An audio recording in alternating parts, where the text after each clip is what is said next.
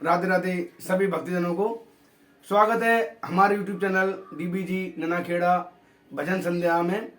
आपसे अनुरोध है जो भी वीडियो आपके पास आती हैं वो पूरी देखें और यदि आपको पसंद आए तो आप लाइक और कमेंट करें और इसके साथ साथ आप इस चैनल को सब्सक्राइब करें और बेल आइकन घंटी दबाना जरूरी है जिससे कि आपको नए नए हमारे प्रोग्राम मिल सके।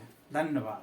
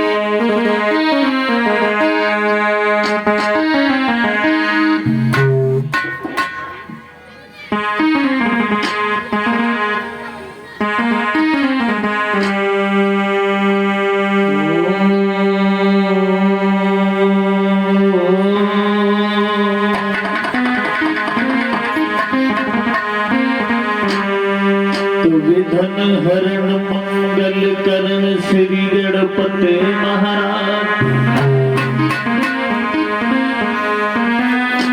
प्रथम मनाए आपको सुपूर्ण की जोता।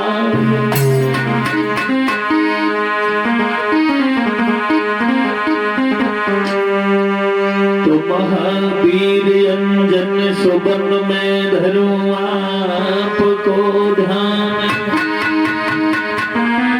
रक्षा मेरी कीजियो हे पवन पुत्र हनुमान।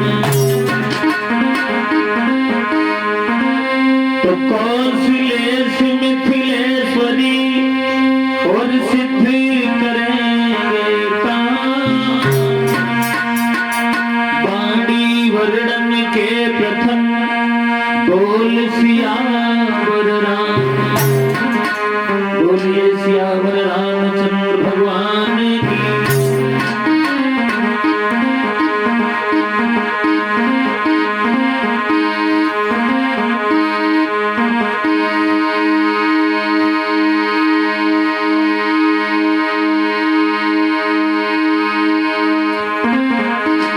हमारे श्याम की बातें हमारे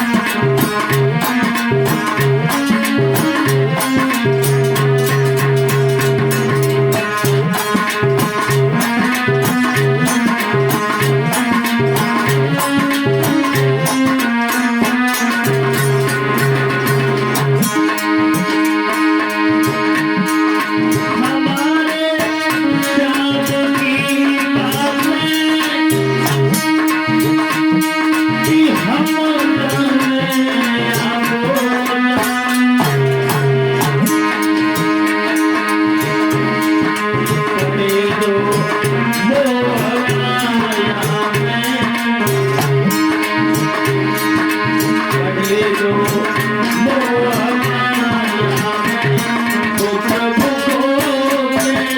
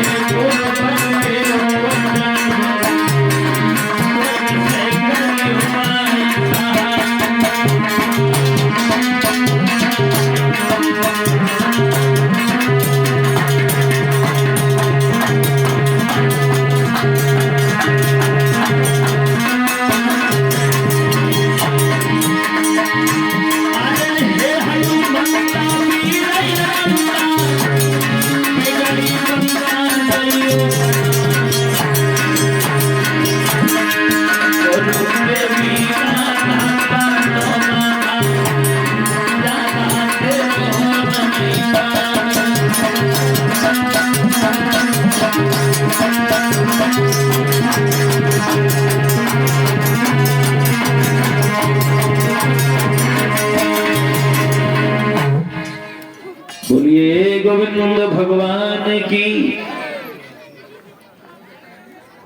आदरणीय उपस्थित समस्त श्रोता बंधु, देखिए आज इस भगवान की पवित्र कथा को चलते हुए आपके पावन गांव में कथा के चतुर्थ दिवस की रात्रि की बेला है। देखिए चौथा दिन है। परीक्षित जी, जैसा कि हर बार बताया जाता है, जहां भगवान की पावन कथा दर्शाई जाती है, हरि भजन हरि चिंतन हरि कीर्तन होता है, वहां 33 कोटि देवताओं का वास होता है। और वो देवता बाहर नहीं, हमारे शरीर में ही वास करते हैं, लेकिन हम इस बात को जान नहीं पाते हैं। इंसान को ये हमेशा याद रखना चाहिए, देवता कभी बाहर नहीं, हमारे शरीर में ही रहते हैं। इसलिए कभी भी कोई काम ऐसा ना हो जाए जो हमारे करने से हमारे ऊपर पाप लग जाए। लेकिन इंसान मानता नहीं है। आपकी तो कौन कहे, खुदा नहीं मानते हैं। हाँ, ध्यान रखना भक्तजनों। लेकिन भगवान के यहां से हर आदमी के पीछे, प्रत्येक आदमी के पीछे 2 वीडियोग्राफर लगे हुए हैं। हर आदमी के पीछे 2 वीडियोग्राफर हैं। डबल कैमरा चल रहा है, लेकिन वो दिखाई नहीं देता है। हर आदमी की वीडियो बनाई जा रही है। और जब आदमी की जीवात्मा इस शरीर से निकल जाएगी, तब वो वीडियो उसके सामने चलाई जाएगी कि तुमने पूरे जीवन में ये किया, कभी ऐसा नहीं किया कि थोड़ा अच्छा कोई कार्य कर लेते जिससे तुम्हारा कल्याण हो जाता। एक बात और भी बता दें भक्तजनों, तुम्हारे गांव में मंदिर बने हुए हैं। मंदिर किसने बनाए हैं? किसने बनाए मंदिर? किसी इंसान ने बनाए होंगे ना। वो मिस्त्री होगा, उसने मंदिर बनाया होगा। और उस मंदिर में भगवान की प्रतिमा को बिठाया गया होगा। और उसी ही मंदिर में अगर कोई जाके मांस मदिरा डाल आए, तो क्या मंदिर के पुजारी को अच्छा लगेगा? नहीं लगेगा ना। वो मंदिर किसने बनाया? इंसान ने। और ये मंदिर किसने बनाया है? ये मंदिर भगवान ने बनाया है। ये मंदिर भगवान ने बनाया है। और इस मंदिर में हम मांस मदिरा का सेवन करते हैं। क्या भगवान हमसे खुश हो जाएगा? कभी नहीं। लेकिन मेरा फर्ज है कहने का, आप जानो। ध्यान रखना,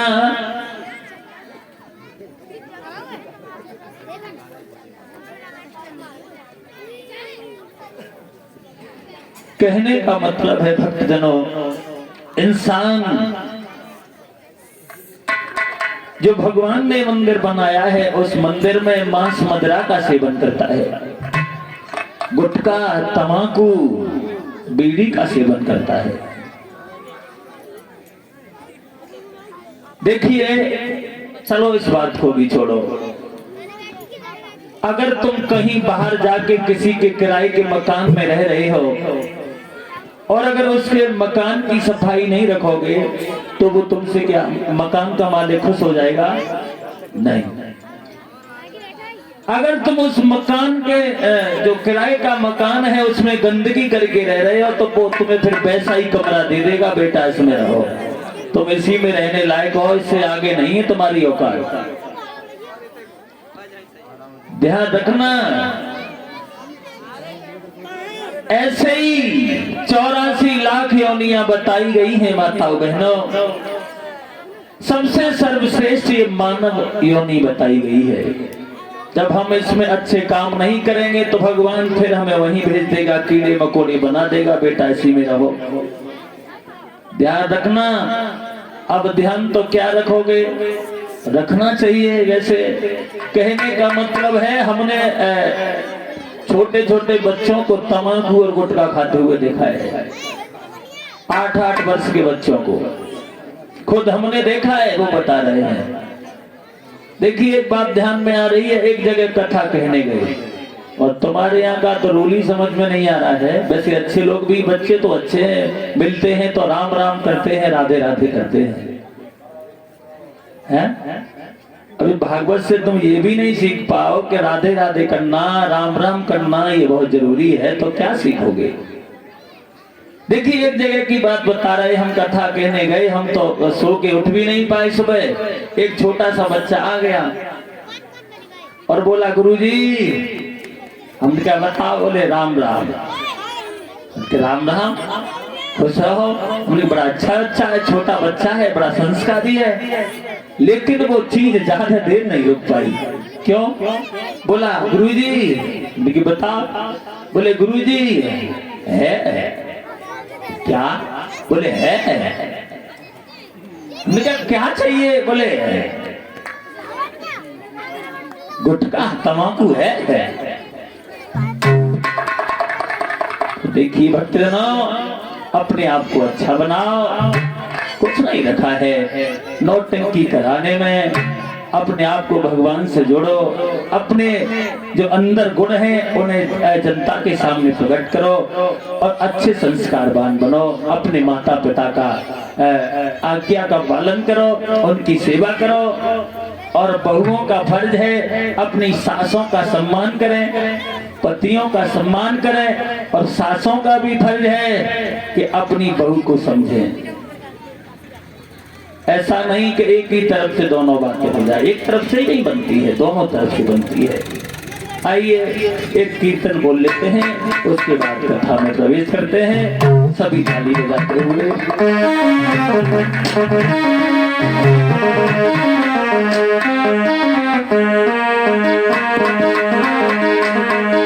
ध्यान देना। एक बार राणा ने मीरा से कहा, मीरा, जानते हो मीराबाई को, नाम सुना होगा। एक बार राणा ने कहा, मीरा अगर तू उस कन्हैया का नाम लेना नहीं छोड़ेगी तो हम तुझे अपने महलों में नहीं रहने देंगे। तो मीरा ने एक बात कही, राणा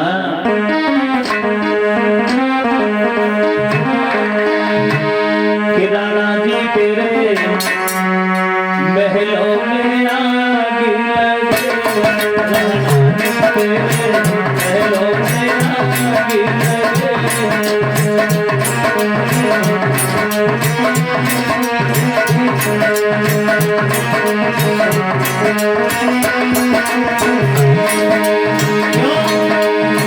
नहीं रहना, अरे मैं तो चली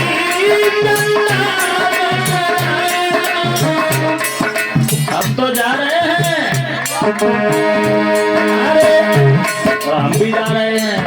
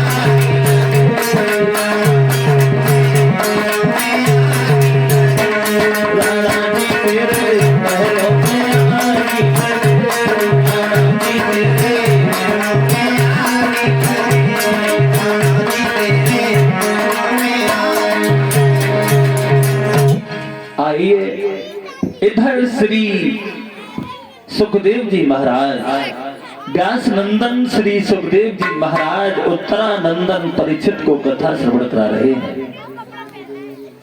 आज जैसा कि अभी आप कथा श्रवण कर रहे थे, माँ गंगा के विवाह के बारे में। गंगा की शादी शांतनु के साथ हुई थी। किसके साथ हुई थी? शांतनु के साथ। और परीक्षित, हमने तुम्हें दिन में क्या सुनाया था? परीक्षित जी देखिए, हम बता रहे थे बच्चों पे ध्यान रखना बहुत जरूरी है। स्कूलों में एक बात लिखी होती है, मेहनत करो चाहे मजदूरी, पढ़ना लिखना बहुत जरूरी। बच्चों को पढ़ाना ये माता पिता का धर्म बनता है।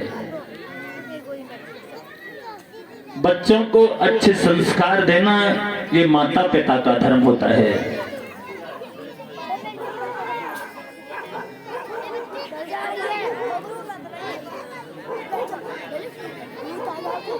ध्यान देना भक्तजनों। परीक्षित जी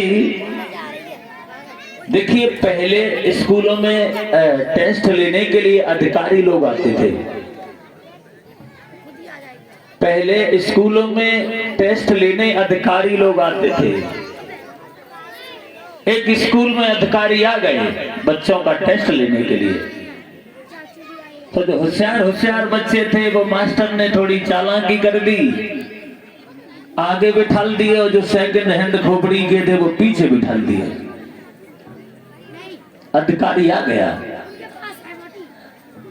बच्चों का टेस्ट लेना शुरू।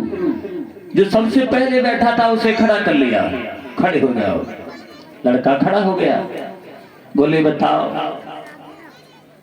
हमारे देश के प्रधानमंत्री कौन है? बोले हमारे देश के प्रधानमंत्री? बोले हाँ। तो बोले माननीय नरेंद्र मोदी। अच्छा, ये बताओ हमारा भारत देश कब आजाद हुआ था? लड़का कहने लगा सर सन 1947 में कार्रवाई हुई और 1950 में पूर्ण रूप से हमारा भारत देश स्वतंत्र हो गया था। अच्छा बैठ जाओ। लड़का बैठा दिया। जो सबसे पीछे बैठे थे उन्हें का मालूम थी कि नंबर हमारा भी आएगा, उन्हें भी खड़ा कर लिया, खड़े हो जाओ। लड़का खड़ा हो गया। अब उसने सोचा जो उसने बताया है भाई हम बता देंगे। अब अधिकारी ने अपना सवाल बदल दिया। अधिकारी ने पूछा बेटा ये बताओ तुम्हारा नाम क्या है? लड़का कहने लगा मेरा नाम? बोले हाँ। बोले माननीय नरेंद्र मोदी। तो अधिकारी ने सोचा हो सकता है कि नाम हो। फिर से पूछा अच्छा बेटा ये बताओ तुम्हारा जन्म कब हुआ था? बोले सर हमारा जन्म? बोले हाँ। सर 1947 में कार्रवाई हुई और 1950 में। तो देखिए ऐसे पढ़ने से कोई फायदा नहीं है। बच्चों पर ध्यान रखना ये माता पिता का धर्म बनता है। इधर श्री सुखदेव जी महाराज समझा रहे हैं, नगर अयोध्या में भगवान श्री राम का अवतार हो गया था दिन की कथा में, है ना? कहाँ हुआ था परीक्षित जी?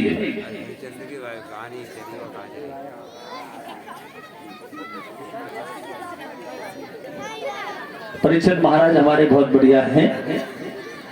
नगर अयोध्या में भगवान श्री राम का अवतार हुआ दशरथ के यहाँ। भगवान श्री राम जब धीरे धीरे बड़े होने लगे हैं तो भगवान का एक नियम रहा है, क्या? प्रातः काल उठ के रघुनाथा और मात पिता गुरु ना बे माथा। सुबह जागते हैं तो सबसे पहले अपने माता पिता के चरण स्पर्श करते हैं, अपने गुरुजी के चरण स्पर्श करते हैं। भगवान श्री राम ने विद्या का अध्ययन किया। कितने दिन किया? भगवान श्री राम ने विद्या का अध्ययन केवल 8 दिन किया था। कितने दिन? 8 दिन। 8 ही दिन में भगवान कन्हैया को, भगवान श्री राम विद्या में निपुण हो गए थे। इधर तो भगवान श्री राम धीरे धीरे बड़े हो रहे हैं। इधर देख लेते हैं आजमगढ़ की ओर। आजमगढ़ में ऋषि विश्वामित्र का आश्रम था। किसका था? विश्वामित्र का। विश्वामित्र को राक्षस लोग यज्ञ नहीं करने देते थे। विश्वामित्र ने सुना है कि प्रभु श्री राम का अवतार हो गया है माताओं बहनों, तो अपनी यज्ञ की रक्षा कराने के लिए विश्वामित्र आजमगढ़ से चले। कहां चले? अयोध्या की ओर। क्यों चले? राम और लक्ष्मण को लेने के लिए। कब चले? लगत कुआर छठ को। कौन से महीना? लगत कुआर छठ को चले। 3 दिन रास्ता में लगे। 9वीं को अवधपुरी में पहुंचे। 10वीं को दशरथ ने पूछा। दशरथ ने कहा, गुरुदेव क्या सेवा की जाए?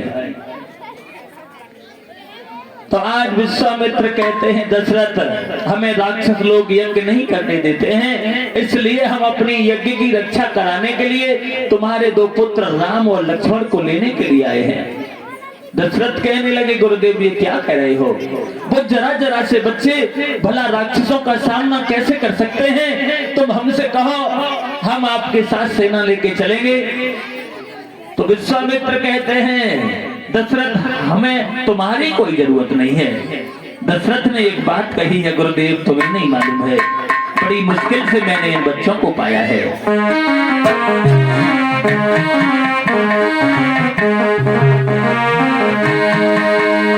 कि मेरे जीवन के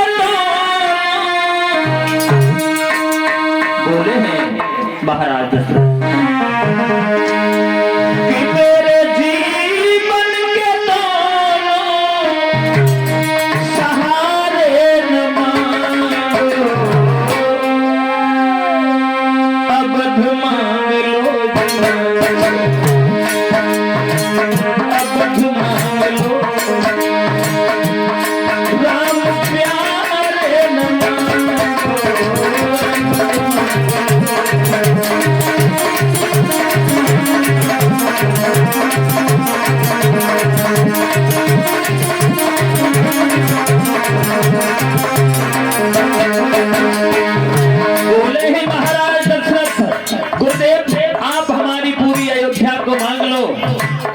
लेकिन मेरे 2 पुत्र राम और लक्ष्मण को नहीं मांगो, क्योंकि ये पुत्र बड़ी मुश्किल से हमें मिले हैं 4थे पद में।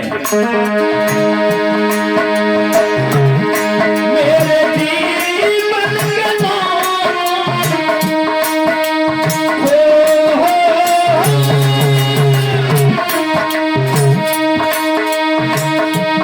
मेरे जीवन के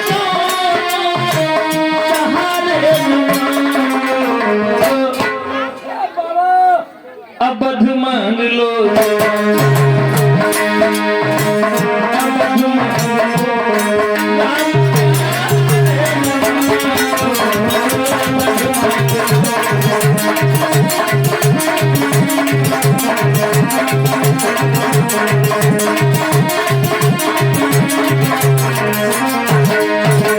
कहा आप उन्हें नहीं मांगे, वो जरा जरा से बच्चे हैं, राक्षसों का सामना कैसे कर सकते हैं? विश्वामित्र समझाते हैं, दशरथ तुम्हें नहीं मालूम है, तुम जिन्हें बालक समझ रहे हो ना, वो अवतारी हैं, इसलिए मेरी बात मान जाओ। और बोले हैं विश्वामित्र कि मेरा इतना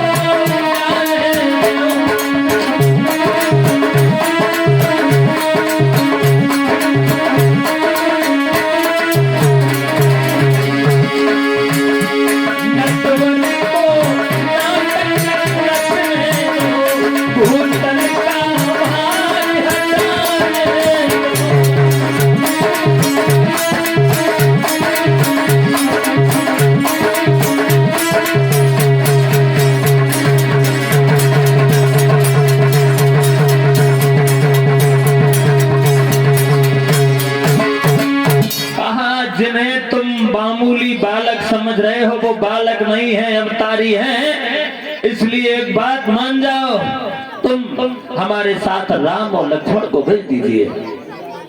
जब ज्यादा कहा है तो आज महाराज दशरथ ने भगवान श्री राम और लक्ष्मण को विश्वामित्र के साथ आजमगढ़ में भेज दिया है। और जब आजमगढ़ में भेज दिया, भगवान श्री राम और लक्ष्मण विश्वामित्र के साथ आजमगढ़ में पहुंचे तो देखा है प्रभु श्री राम ने सामने से एक पहाड़ जैसी स्त्री आ रही है, जिसके बिखरे हुए बाल हैं, बड़े बड़े नाखून हैं, काला चेहरा है, भयानक चेहरा। भगवान श्री राम ने देखा, गुरु विश्वामित्र से सवाल कर दिया, गुरुदेव ये क्या है, सामने से जो आ रही है ये क्या है? तो आज विश्वामित्र समझाते हैं, बेटा राम तुम्हें बताइए कौन है। कि कौशिक ने कही श्री राम सुनो, राक्षसी ताड़का आई है। कौन है? इसके कारण सबल सियमती मतलब नामे नहीं है।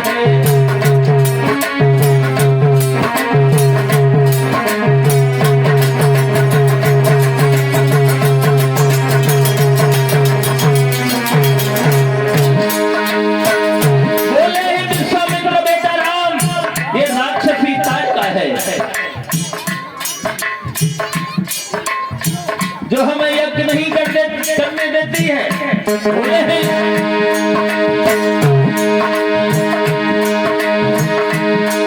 कौशिक ने कही श्री राम सुनो,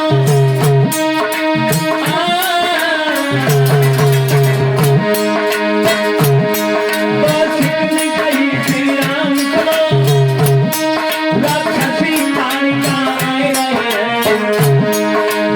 बोले किसके कारण सबल सियमती बिनु मतलब जाने जा रही है।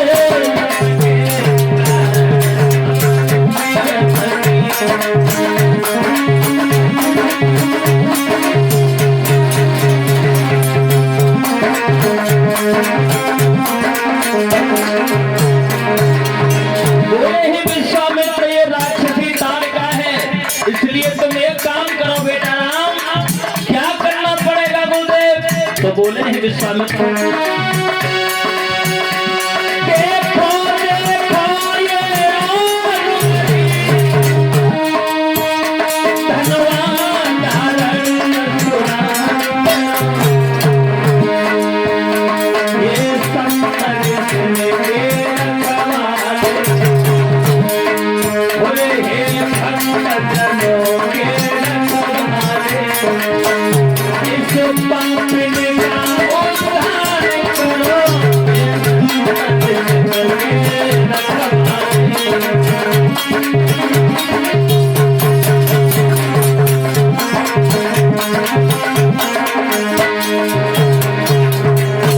विश्वामित्र कहते हैं, बेटा राम ये राक्षसी ताड़का हमें यज्ञ नहीं करने देती है, इसलिए तुम एक काम करो, इसका वध कर दो। क्या करना पड़ेगा? वध। राम कहने लगे, गुरुदेव जीवन में और पहली बार और एक स्त्री का वध ऐसा काम करना शोभा नहीं देता है, और बहादुर लोग कभी स्त्रियों पे हाथ नहीं उठाते हैं। ध्यान रखना सज्जनों, जो अच्छे लोग होंगे वो स्त्रियों पे हाथ नहीं उठाते। तो विश्वामित्र कहने लगे, बेटा राम बात तो तुम सही कह रहे हो, लेकिन अगर स्त्री अपनी मर्यादा को त्याग दे तो उसे मारने में कोई दोष नहीं होता है। क्यों?